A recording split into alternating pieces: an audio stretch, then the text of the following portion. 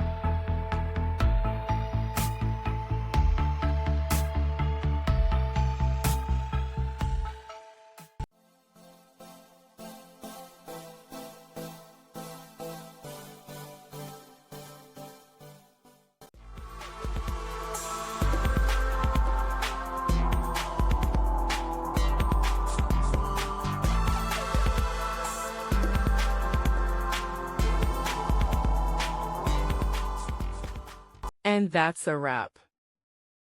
I hope you found the answer you were looking for. If you did, take a second to hit that subscribe button. It really helps out. And let me know in the comments which solution worked best for you. See you next time in the debug zone.